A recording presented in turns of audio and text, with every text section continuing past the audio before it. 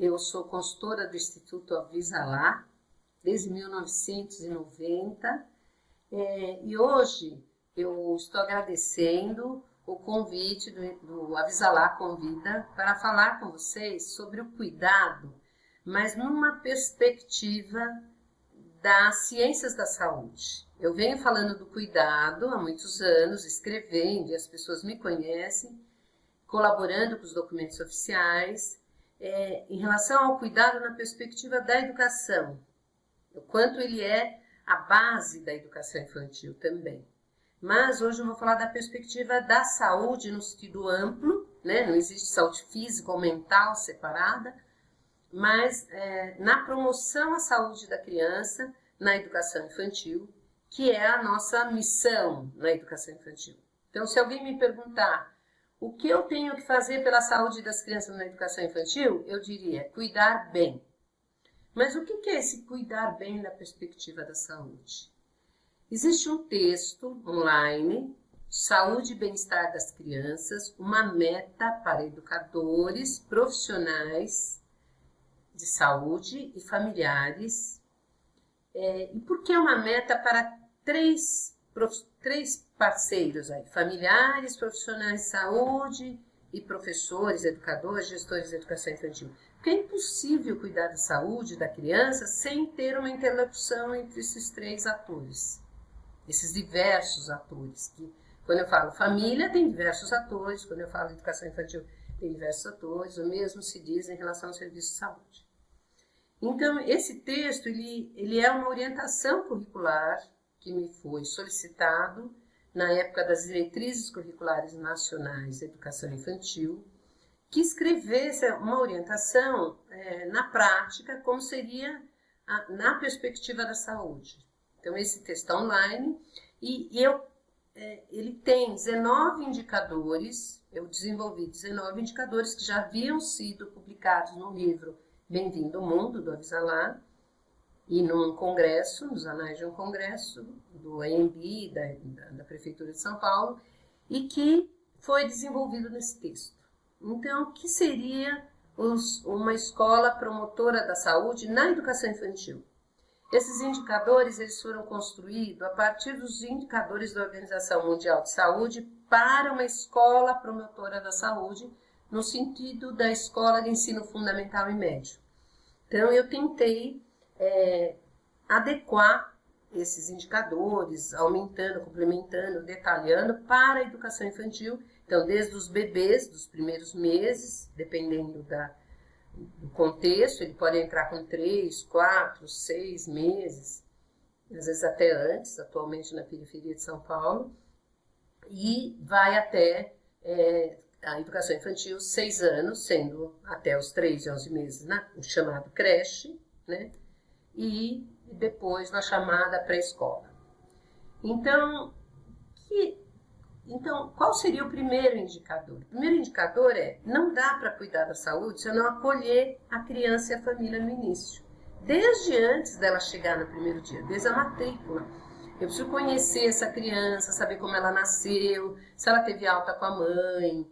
Eu preciso saber os indicadores de saúde dela, a história de saúde dela. Se ela mama no peito, se ela mama na mamadeira, se mama os dois, como é que faz, se dá no copinho, se a mãe vem aleitar, se ela tem alguma alergia, se ela toma alguma medicação, se ela vai ao pediatra regularmente. E o acolhimento em si. Por quê? Uma criança, quando está se adaptando, ela tem um estresse. E ao ter estresse, ela libera cortisol, é um hormônio, e que esse cortisol diminui a imunidade. Né? Porque ele é luta ou fuga, né? Então, ele é da luta. Então, ela vai se adaptar àquele ambiente, mas ela pode ter uma baixa imunológica e, junto com a convivência com as outras crianças, adoecer mais. Né? Então, precisa ter um bom acolhimento. Outro indicador. Como eu acolho as mães que aleitam? Né? Curitiba tem uma experiência muito interessante nesse sentido. Como a mãe vai trazer o leite, como eu vou armazenar, como eu vou oferecer. Ou se essa criança já está começando a papinha, se ela já recebe fruta. Se essa criança toma alguma vitamina, toma algum medicamento, eu vou negociar com a família que seja dado em casa, se for possível, dose única ou de cada 12 horas. Mas se for dose que implique em dar no horário que está na educação infantil, a escola tem que ter um sistema de organização para oferecer esse sistema de medicação, de registro, tem que ter uma autorização por escrito, além da receita. O professor precisa saber ler a receita, saber que data é, a validade, se aquele remédio que a mãe trouxe é compatível com o remédio que está na receita. E ela precisa lembrar que essa mãe precisa levar a mãe, pai, a avó, esse remédio para casa, para dar nos outros horários. Tem uma pesquisa aí que eu fiz onde ocorrem muitas falhas nesse sentido. Outros indicadores, por exemplo, alternar atividades internas com externas. Por que é importante? Principalmente em dias frios. Porque existe um mito de que o frio adoece. Não é o frio que adoece. O que adoece é confinar as pessoas em ambientes fechados no frio. Então, elas têm maior contato próximo, então elas transmitem mais vírus e bactérias. Então, eu preciso, desde que agasalhando corretamente, pôr as crianças para brincar lá fora. Então, tanto é bom para o desenvolvimento motor, emocional, como para prevenir doenças. Então, eu preciso trabalhar com as famílias os seus mitos, as suas crenças. Então, aquela mãe, aquele pai, a avó que chega para mim e fala: não tira a touca, não deixa descalço, não dá banho, não deixa lá fora que vai pegar resfriado. Isso é um indicador de que eu preciso trabalhar com essas famílias o conceito de saúde, de doença, como é que se pega as doenças. E eu posso ter parceiros, que é o posto de saúde, desde que eu negocie com o posto de saúde antes e como pedagoga, eu converse com eles qual é a melhor metodologia. Porque de educação entendemos nós. Eles entendem da perspectiva da saúde. Então, nós vamos somar esforços. Outros indicadores seriam, as crianças precisam brincar para ter saúde, não só para se educarem, né? Criança que brinca, a gente fala, é uma criança saudável. Então, toda a questão da alimentação, desde o preparo, como esse alimento é preparado de forma segura, em termos bacteriológicos e químicos, até se são alimentos apropriados para aquela faixa etária, se esses alimentos estão picados, haja visto a lei Lucas aí, de uma criança que se engasgou com salsicha, né? Que morreu já na escola de ensino fundamental. Então, a uva que eu vou servir, ela precisa ser picada de determinada forma para os bebês. Então, tem toda uma questão da alimentação, até se a criança vai se servir, como se servir, qual é a melhor forma para que essa comida não seja contaminada e, ao mesmo tempo, que a criança tenha acesso, tenha beleza na mesa, tenha prazer.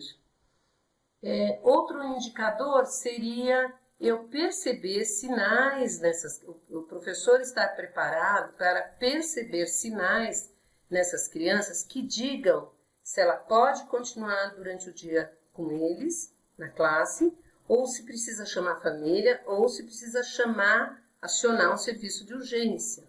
Então, para isso, inclusive a própria Lei Lucas, ela abre aí uma margem para a gente formar os professores, não só para fazer a reanimação, o desengasgo, mas para que eles identifiquem o que a gente chama de sinais de perigo.